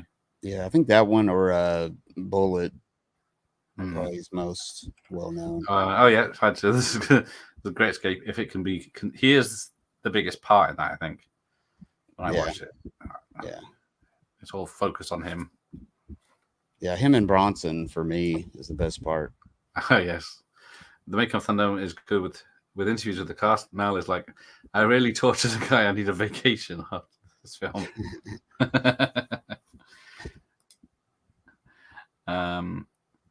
All he's got is a box of Jaffa cakes. Yes, perhaps The Great Escape as well, probably right next to Bullitt as his most iconic. I prefer the Burgundy Lotus, which is probably sacrilege. I don't mind that. Is it burgundy or is it more copper coloured, the Bond Lotus Esprit? Because he only drives it for like one scene and then in two films, isn't it? One he blows up. Yeah. Then he has to go in a 2CV. Oh, yes. The Dr. Impossible used to be on the almond slices. Rick Dalton was going to be in The Great Escape. That's a... That is true. Yeah. Almonds are an issue. Wind. Guess the best of us. Neon City is a wild Mad Max ripoff. Saw it on YouTube. Michael Ironside is the main character and Vanity co-stars. Sounds familiar. I can't remember if I've seen it. Yeah. Definitely, because I can't remember if I have seen it. So yeah, definitely. Yeah, Vanity was in what was she in? Action Jackson. Action Jackson, yes. As a drug addict, wasn't she? A drug addict stripper singer. I think she was in 52 Pickup. Yes. With Roy Scheider and was that her? I think that was her. I think so, because that's a film that, well, it's got a stupid title for a start, but it's a bloody. It's not the sort of film you expect it to be, but it's still bloody good. Yeah. So yeah, we're doing more investigating. He's still wearing his blue turtleneck and brown coat jacket. But here we go. We're about to get to the airport for another chase. I watched The Persuaders. That was only one series, wasn't it? That's pretty good. They were good pairing. Die Hard director did the Thomas Crown Murphy. Thank you. Yeah. John McTiernan. That's him. Yeah, that's it. Oh, Paparazzi's from 2004. I don't know. I've not seen that. Bill and Ted, Max. Mad Max. Rated PG-13. There you go. 205. Sorry. Oh, came out. 20th anniversary of Paparazzi. Fire up the DVD player. Check that out. Oh, yeah. Panama is a good Mel one. Don't know that one either. I think I've heard that one. No. Yeah. Mellor's back would bring back the box office. Yeah, I think if they lay off the obvious CGI, it would certainly help. Yeah, I think so. They said Venom was a flop. Everyone hated it. I've just seen the trailer for the third one. Yeah, they didn't learn their lesson. The second one didn't do. The first one did make $1 billion. I don't think the second one did, but they've done a third Venom film with Tom Hardy now. I didn't hate the first one, but I didn't enjoy the second one. Well, they say the second one's better, but I haven't seen any of them yet, or the first two yet. So yeah, because they waste. Who's in the second one? Who's the bad guy? Carnage. Yeah. Whatever his name is. I think it's Carnage. Yeah. Yeah, he's barely in it. And then I do love seeing airports in like the 60s and 70s, and anyone can go anywhere at any time. Yeah. Although that's when they had the most hijackings as well, and they never did anything about it. Yeah. I seem to remember always a hijacking on the news. Yeah. Oh, the monkeys, yeah. In the movie Return to Witch Mountain reboot, starring with The Rock, Dwayne Johnson, his character had a car like Bullitt that he rode around in for the last 3 minutes of the film. What's that film? Is it Harder? Faster he's in. What? He's got a muscle car in that. Can't remember which one it is, though. I still how they call Lightning McQueen from Casting. Oh, see, every time I watch this, there's this massively tall guy, the cowboy hat, glasses, and giant mustache. I thought, I always suspect him of being like he's the bad guy. Obviously, look at that terrible disguise. Yeah, but he's not. He's just faked out the plane he's on. In The Great Escape, the escape isn't all that great. There's only a few people actually escape. Yes, I watched it for the first time properly. Well, it was a great escape for the guys that got away. Yeah, it was great for them. And then the ones that got captured just got shot when they returned, just to teach them a lesson. Mm. But that was just bad cricket. Oh, he's got the full series of Persuaders. I love that show. Yeah. Mikey Loves Cars 2006. That's got Paul Newman in. Mm-hmm. Neon City is amazing, says the professor. One of the professors. Yeah, the banter is what made the Persuaders good between Moore and Curtis. It was awesome. Imagine how weird it would be for Jamie Lee Curtis to see her mum on TV all the time. It's strange because there's some actors where the kids are always on set and grow up in this thing, and then there's other ones that don't believe that their dad is on TV or anything and don't care to watch it. Oh, here you go.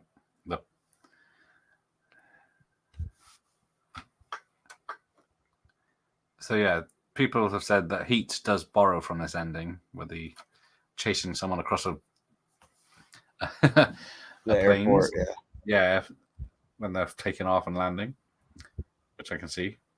I mean, if I'd have to say anything negative about the movie, I would say this scene it kind of goes on a little too long, slightly. Yeah, because it's just like we're watching planes taxiing at the moment for the last 2 minutes. And then they run. They're running on the tarmac for like a long time, and yeah, I don't know. It looks like they get it because you do see Steve McQueen running by the planes as they're taking off and everything. So that is him. And then there's, I think, a reporter or someone asked, why didn't they just get a stuntman or a dummy to do it? And he said they did. Yeah. So I was hoping the guy would get run over by the plane or get I did expect it because get sucked in the engine.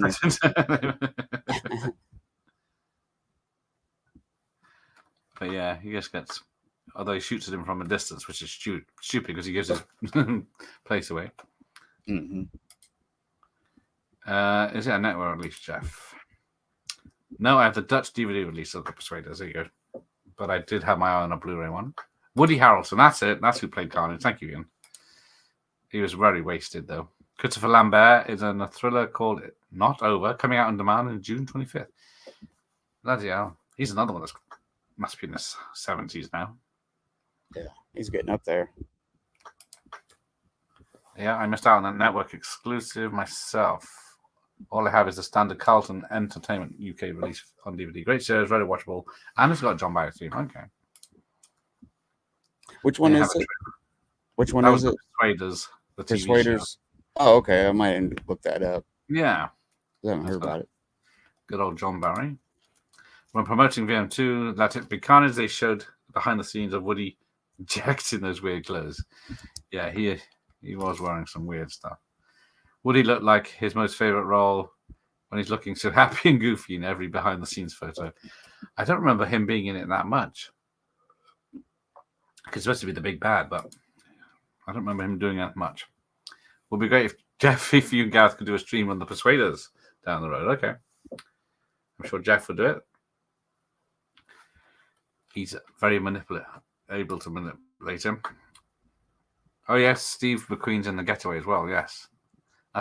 We said that was Peckinpah, wasn't it? Peckinpah. I can't remember. Who directed the remake? I can't remember now. Was it anyone particular? I can't remember, but was it Alec Baldwin? Alec Baldwin, Kim Basinger was in it, but yeah, were they doing it for real or not. Yeah. Yeah, Jeff's up for that. Well, yeah, it's probably got to be later in the year because we've got 2 live streams of Married with Children in July. We've got Assassination at some point with Bronson. And then August has a bank holiday, so there's more Bond. Oh, we'll see what we can do. Oh, it's not over trailer, it's something else. Oh, no. That's interesting. That's why it's so weird. He's not in it much. Oh, and how many photos of... Yeah, because he's in the end of the first film of Venom after the credit scene. Yeah, and it's almost as if they cut out a lot of his scenes. It does seem like that. Oh, Roger Donaldson, I think, might saying about the Getaway remake, I guess. Oh, okay. Oh, here we go. Yeah, now we get a plane taxiing up, pause, stopping in front of the camera, and then getting refueled, and the lads are coming over, and it does seem to be a lot of filler. Although every time I see a plane coming in nose first, very slowly, I always think of Airplane when it crashes through the window. Yeah. And yeah, and somehow the bad guy is able to stick a gun on the plane. Oh yeah. I can sneak everything on then. Bomb, flamethrower, everything. Smoking was allowed on planes. Mm. Weapons. You could take a nail clipper on even. Yeah.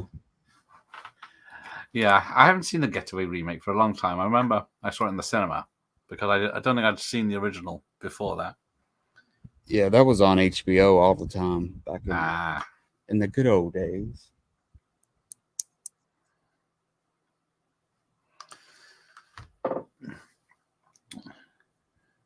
Here he comes slowly up the aisle. He knows. The one man that isn't getting up and is looking very anxious. But I think, we're into the last... I think it's the last 15 minutes of this film doesn't have any talking. Well, from the main actors, apart from these people muttering and wandering around trying to get off the plane. Yeah, Steve McQueen. I was gonna say Steve McQueen uses his eyes a lot, Yes, that's definitely happening in this film. But he's still cool and watchable. Oh yeah. But yeah, that shot of the plane would be refueled is super clean on your VHS. Well, I'm looking at the VHS, and then on that telly up there, and see, because if it's coming up clear on the little camera, then it does look very good.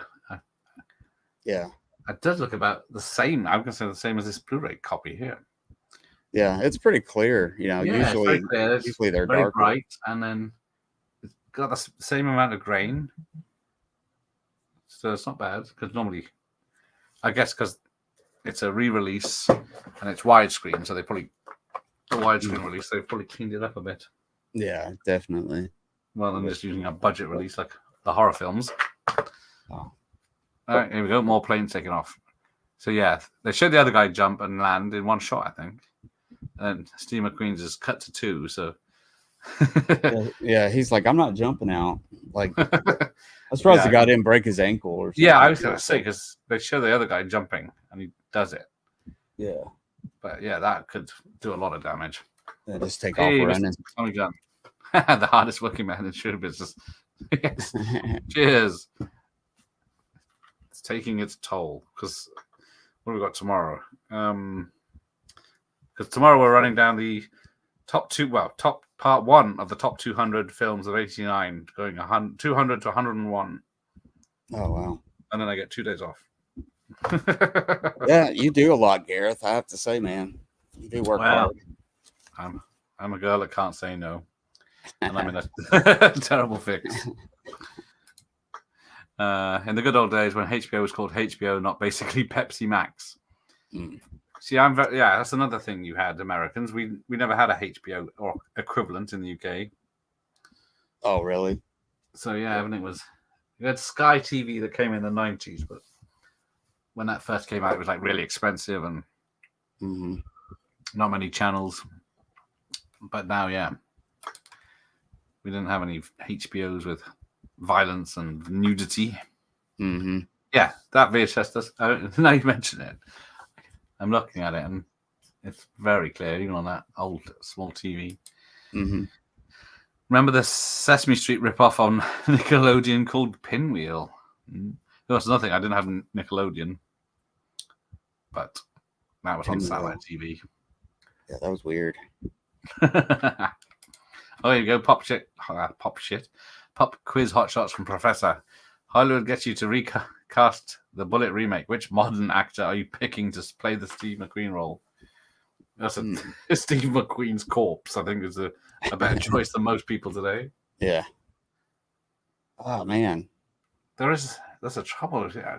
Casting Mad Max or Bullitt. I don't know. They would probably try to do somebody like Tom Cruise or Brad Pitt. Probably they would probably. Oh yeah, I guess they'd have to tidy them up, unless it's going to be set in modern times. Mm-hmm. I don't know. What do we say? Because this is I guess McQueen was almost 40 when he did this. Mm-hmm. Yeah, Tom Cruise is almost way older than that now. So yeah, but I don't know. Maybe There's Brad no one Pitt. Who? Yeah, he's probably cool. He could pull off the cool bits. Yeah, but yeah, Tom Cruise did in Jack Reacher a bit of the driving. Yeah. Yeah, who's a driver as well? Because Steve McQueen did all the driving stunts, but then they'd ruin the whole driving thing by making it on a blue screen. Yeah, they would never let him drive like that now. Like, take the chance. He'd be running over homeless people. There's so many in San Francisco. Sorry. Boom, boom, boom. Oh, thank you, Savoy. Oh, thank you. Very impressive work. Oh, I've taken my cap off. But yes, welcome. Maybe I'll give myself an award. Yay, me. Yay. I couldn't have done it without you guys. Thank you, Mike and Jeff and the people in the chat. But here we go. So the chase is, into a shootout in the airport now. That's a hard question. One of the basic, firstly, no one today would be, and you go, this is terrible, isn't it? We can't, a young Daniel Craig could do it, yes. But not old Daniel Craig. But this is the ridiculous thing, is that we can't name one actor today that could play just a cop part. Yeah. It's almost like back in the day, we kind of took these guys for granted because we saw them all the time, and now they're it's like, it's another Bronson flick. Well, I might watch it. Yeah, yeah, but now it's like, who could be these people? You know? Yeah, when I starved of people, any of these cool dudes. Yeah, I mean, Hollywood needs to just kind of, I don't know. They need to reboot themselves and restart. Yeah. I can see a Tom Cruise doing this, as he can drive stick too, yes. But what was it? Jack Reacher must be over 10 years old now, 10, 15 years old. Mm-hmm. Because he does drive a muscle car himself. But yeah, Craig did his best McQueen impression in one of the Spectre posters. Yes, he had the black turtleneck on and the holster. Mm-hmm. But that was sort of Roger Moore as well. But that would have been after this as well, Roger Moore. Mm-hmm. Nickelodeon was really weird and twisted for decades. So many shows are cringeworthy when you watch. Pervert alert if you call those decades of Nick. It was amazing tonight when I stumbled upon your live with the director of Magnum PI and Airwolf, listening live, and I got to ask him about Jan Michael Vincent. Really tremendous content. Yeah, he couldn't speak too well of Jan Michael Vincent's problems, but he did try, bless him. But yeah, he was a really nice guy. Yeah, that was cool. Yeah. Yeah, thanks. I saw a cat in a bookshop recently. For what it's worth. Bruce Willis could play a zombie cop. Not yet. Willis sported a magnificent Terminator red eye on the 12. Yeah, I've never understood that. The 12 Monkeys poster has him in a Oh, yeah. silhouette with a red eye. Just Yeah. a turtle. Well, I think Bruce Willis could have pulled it off. Maybe early 90s. I think he Yeah. could have pulled off that. Yeah, he would. He could do cool. Yeah. Because what is it? Well, like 12 Monkeys. When he was hired for that, they wanted him to do the complete opposite of how he normally is. So he's just a bit dour. And then this poor cop shot, and then McQueen wastes the guy, and then he falls through the glass. And then you got the famous 60s bright red blood. Yeah.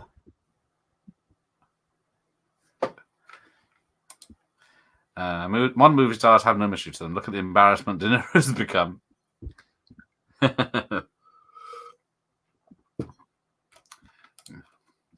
Never liked 12 Monkeys. Just couldn't get into it. Okay.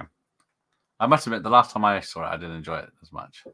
But I did see it in the cinema and plenty of times afterwards. But Yeah.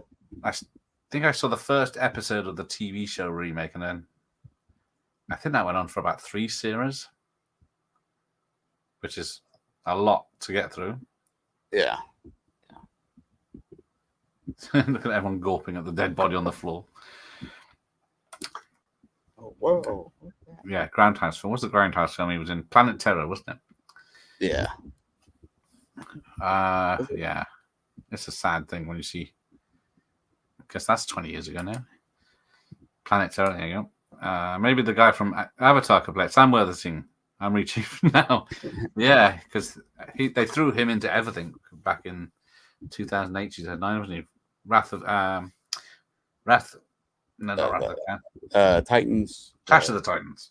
Clash of Titans. And Avatar and Terminator Salvation, and I think it was something else. He was just on everything. Mm-hmm. And they seem to do that. They pick someone, plaster them every film, and then wonder why people get sick of them. Yeah. De Niro got heckled by New Yorker's gun popper. Yeah, he's losing his own people now. I'm an international treasure. The amount of live streams and videos you do is nothing short of impressive. Mm-hmm. Well, yes, sir. Friends, family, religion. These are the 3 demons you must slay to become good at YouTube. So then he comes back to a naked Jacqueline Bisset. So yeah, what's he doing in this? Is he giving up the cop lifestyle? Then it cuts to his gun, holster and bullets on the bed. He leaves it there. So I take that as he's going to stay with her rather than be a cop. But yeah, it's like, is he just there for the night? Yeah. Oh no, I kind of took it like maybe he is going to take a break.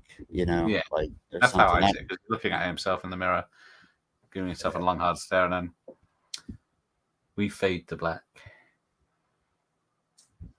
Yeah. But yeah, he's made a decision as well. I see it. Planet Terror is underrated. I do prefer that one to Death Proofs, at least. Terror Typo. I guess at this point, about 40 of those live streams are with me. But yeah, exactly. My co-host in most of half my live streams. Please, yeah, please do massage my ego, Jeff. So there we go. Barely credits, just the main cast, and then that's it. It's over, and straight to static.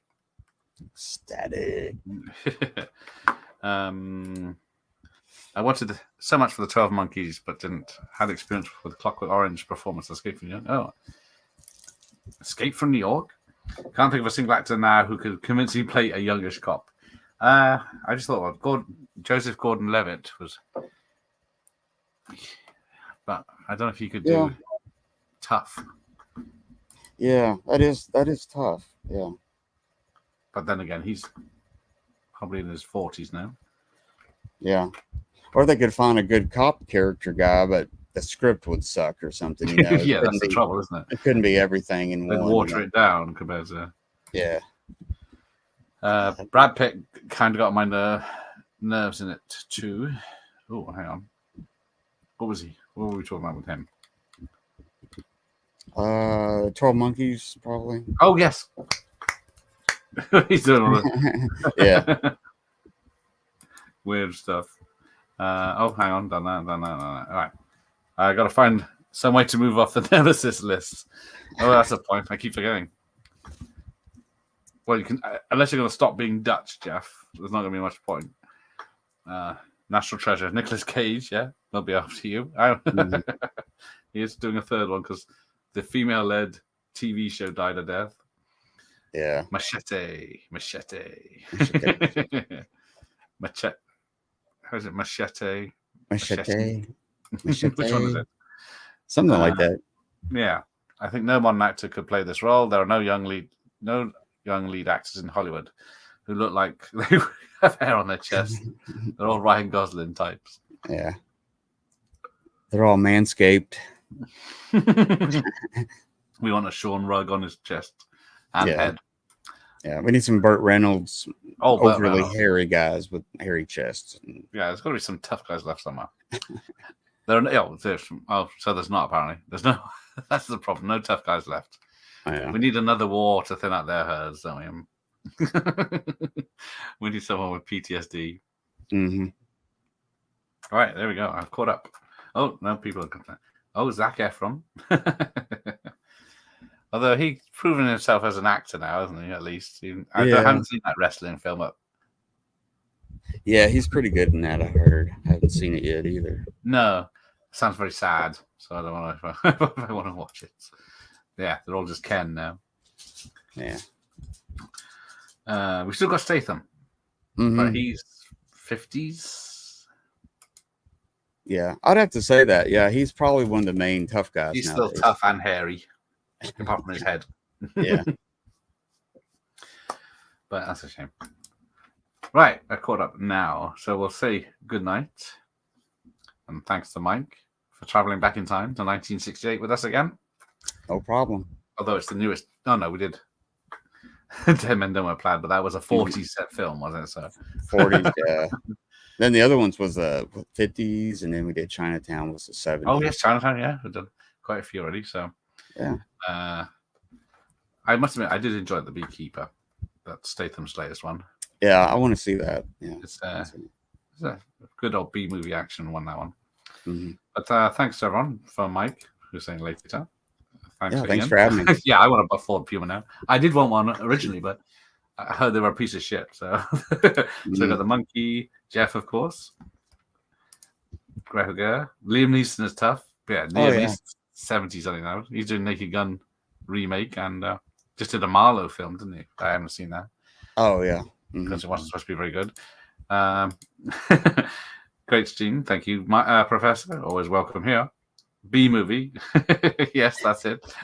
Shit. I fell for that one, didn't I? But take care, everyone, and I might see some of you tomorrow night for 1989, 200 to 101. We'll see what interesting stuff I can upset the professor with there. Neil Patrick Harris, good cop. Thank you, Mike and Gareth. Thank you, Andy, for joining us. Thanks, guys. Liam, yes, Liam Neeson. Take care, everyone.